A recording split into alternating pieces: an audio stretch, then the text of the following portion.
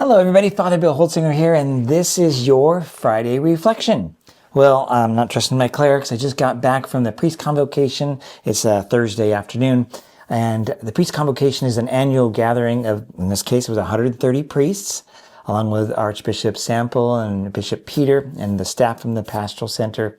And it was a wonderful time. The goal of the meetings that we had from Monday through today were to reflect on a draft that the Archbishop has and a pastoral letter he wants to send out to the Archdiocese for us all to reflect and to start praying about and building what we're calling our mission renewal.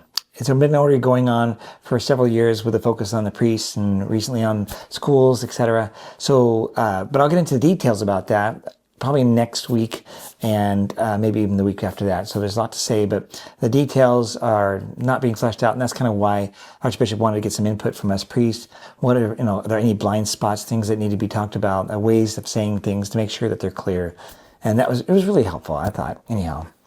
But I really want to today, and that's for next, but today I want to speak about and kind of tag on to Father Dominic's reflection on AI, artificial intelligence. Like, what is it and what is it not? He did a great job speaking from a spiritual and philosophical point. I want to kind of talk about and just kind of emphasize the more technical thing of what it is, because that's me, the nerd, right? The geek priest. So when you type on a computer, have you ever noticed that sometimes it knows the word you're about to finish spelling? Like if you said supercalifragilistic and it just kind of auto fills in the potential rest of that? Yeah, that's a form of AI. It's using probability to fill in what you haven't yet said or written. Same true would be for a whole word. Sometimes you might say, the rain in Spain rains mainly in the, and then it just puts in Spain. Rains in Spain mainly in the, plain, I should say. Rain in Spain rains mainly in the plain. It'll know the word plain. It will actually auto kind of fill it in for you if you let it. When you do this many times, after you start saying and writing certain ways, it remembers, and when I say remembers, again, it's a computer that is just putting into a library the phrases that you would say, the words and vocabulary that you might use. Remember, in fact, you might even told it to remember certain specialized words, and so it will use those to help autocorrect when you're typing. This is using probability. It's not intelligent. It's just using math and probability. When you start saying something or writing something, it has a guess as to what it will be based on the frequency of those words being together. It's just probability, my friends, not intelligence. So now let's blow this up into something bigger, because that was the initial place of artificial intelligence, and we see it and we thought, oh, that's kind of neat. What has happened is companies like Google and others have created what they call large language models, or LLMs.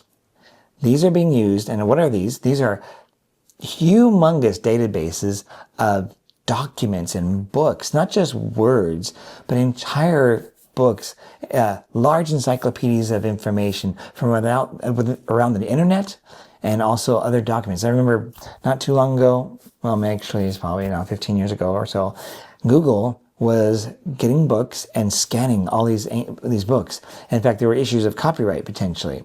Some of them were in the public domain, not a problem, but some were not, and there was a controversy about that. But they have, because of what Google has, Google has this incredible database of all these texts. And there's controversies because some people on the internet have their websites and the information on them are proprietary to them. They might even say they're copyrighted, and they didn't give permission for anybody to use that for anything else but reading themselves, not to copy, not to use in an LLM. But that is the case. And there's different kind of LLMs. Like, actually, believe it or not, the Vatican has an LLM it uses internally, and it's filled with, guess what? That's right, church documents, a Bible, the catechism, original writings from saints, so magisterial documents, things like that. So the priests and people in the Vatican, if they use this LLM or this AI, they're able to quickly get references and other things to help them when they're writing. Like they're talking about what Pope talked about the poor, or talked about the issues with possibly the dehumanization of the industrial industry. That's, by the way, Pope Leo the 13th. He spoke about this. And it's funny because Pope Leo the 14th is speaking about it, but not about the Industrial Revolution, but the AI revolution and how it may be good or bad for us. So he's really keyed into this. It's one of the reasons he has chosen Leo the 14th, so that he's trying to make sure that these technologies, particularly AI, does not dehumanize us.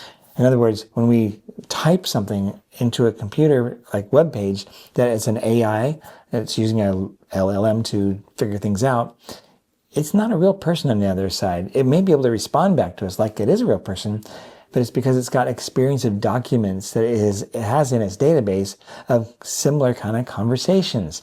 It's just using probability. So, depending on which AI you use, you will get better references or better advice. But we can also program it to go in kind of crazy directions.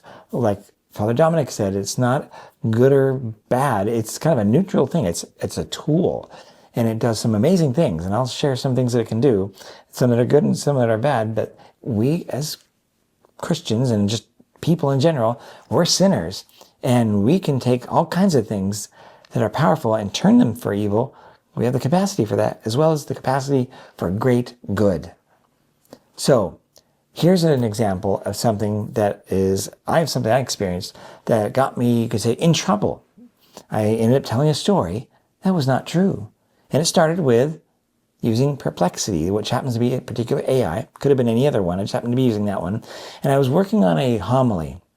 And I wanted the theme of the homily, because of the scriptures I was reading, to be about doing a good thing. And I wanted a story that was real about someone who did a small good thing that turned out to be an amazing, great, big thing. So I typed that idea in there. I said, can you give me some stories, true stories, I said, about people who have done small things that turn into big good things, right? So it gave me a website, and it was Amazing True Stories. Okay, I've never seen the website. So I'm like, okay, don't know. Take a look at that. And there was a story that I grabbed onto. I'm like, this is amazing. I don't know a lot about history, World War II history, at least the specifics, especially this story that I read. And it goes like this. The story starts, and I'll try to summarize as best as I can, with a poor farmer who hears in the distance a young boy screaming who's fallen into a pit. The farmer goes and pulls him out of the pit, saves his life. The little kid goes home to his dad. And his dad, who's a rich man, comes back and thanks the farmer. He says, I want to pay you back. The farmer says, no. But while he's doing that in that conversation, the farmer's son shows up. Well, then the rich man said, okay, well, how about I'll pay for your son's education, and he can go to the same school my son's going to. The farmer agrees. So he goes off, and that kid goes to school. Well, that son becomes a biologist, a microbiologist, and a great doctor. And according to the story, he becomes the one that has discovered penicillin. And the story continues. Years more move on, and that rich man gets sick. But guess what? The discovery of this young kid that he sent to school saves his life. Wow, right? Well, the last name of this rich man, as the story goes, was the last name Churchill. And he's the father of a young kid. Remember, that young kid was in a pit. His first name is Winston. Winston Churchill. So what an amazing thing. Winston Churchill was an amazing figure in the Second World War, etc., right? And it all may not have been possible if that farmer had not saved him. Except for the fact that this story is not true at all. But I didn't know that. I think this is amazing. So a few weeks back, I went and gave a homily at St. Pius X, helping out with, just priest help. And I gave the story, trying to make it compelling, dynamic speaking and all that. And I said, people, then go out and do a good thing. You never know what will happen. I get an email from a parishioner. I'm so thankful for this. A parishioner from St. Pius X, who says, basically, I want to do a good thing. And Father, I want to let you know that story you told is not true. And he gives me a link to Snopes, which, by the way, Snopes.com is a great place to go to see if stories that you hear seem unbelievable are true or false. They do some research on these common, what we'll call memes or stories or legends. And I'm like, oh no, I can't believe I did that. I'm pretty savvy about this stuff. I can tell videos and still images when they're AI generated. I did not know this in this regard. So I'm like, thank you so much. My bad. I stand corrected. And no, I'm not going to publish that homily. Normally I put them on my podcast. That one's not going out there because I don't want to continue this inaccurate story. So that's where I needed to learn more. I needed to check that again. Next time I think about a story that's not my own, I need to look at the source better. So then I did. I went back to Perplexity and I said, the story or the website that I looked at that you gave me as a reference had this story. Is this story true? And he goes, oh, nope, that's actually a false story that has been perpetuated by many people, etc. There's nothing that finds itself in true history. I'm like, why couldn't I have known that? Why didn't AI tell me that? Well, because I didn't ask it. See, it's not smart. It just gave me a website that filled in the request. Give me some true amazing stories. And that's how that happened. So that's a bad thing. So it's not, the AI is neutral, but I didn't follow through to verify the veracity of the story. So that's a bad thing. A good thing is this. So when I create my homilies, I often will write 3 pages, 4 pages. And since I've been here at Holy Trinity, it's been so difficult to do what I call do homily haircuts, chopping them down. So because we want it to be 1.7 minutes, right? Well, or roughly that. So it is hard. It is hard to pull things out that I'm just, I love this idea, I love that idea.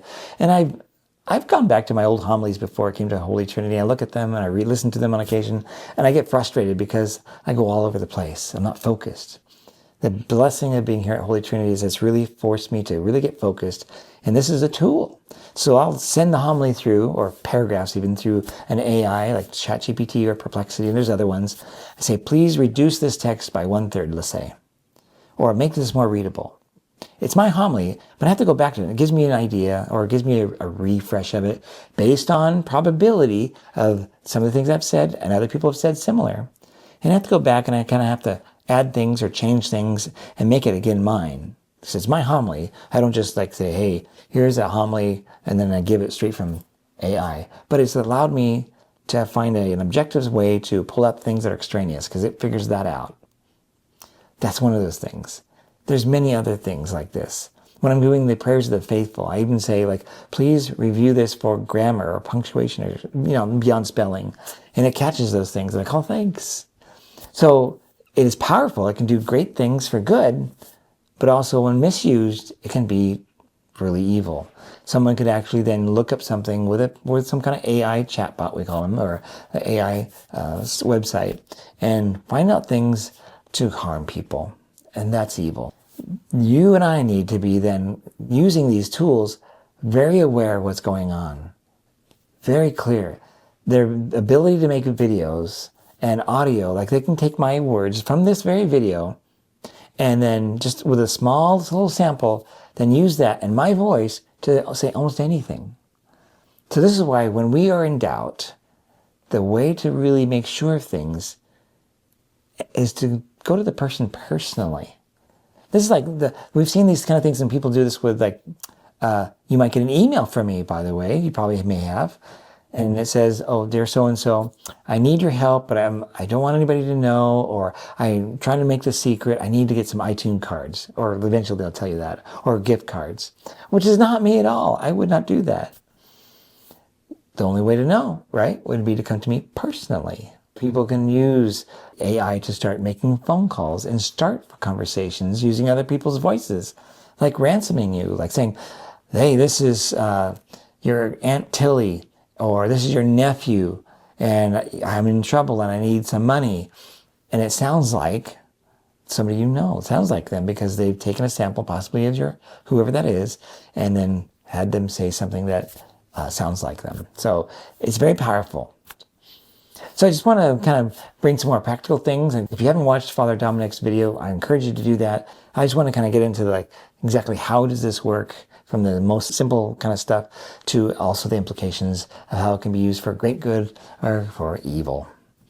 This weekend, Deacon Brett is going to be offering the homily. I want to encourage you to pray for him now so that he'll be able to get it worked out the way it needs to be. So that, again, it's 1 point, very precise, and it's going to reach our hearts how God wants to reach our hearts, and also that we would be open, those who are going to be coming to Mass, especially those who are hurting the most or struggling, that it'll give them some answers and they will receive a word from the Holy Spirit, or they'll come to a greater faith in Jesus. That's why we're here, right? That's why we do what we do. I'll see you this weekend. God bless you. Have a great week. Bye-bye.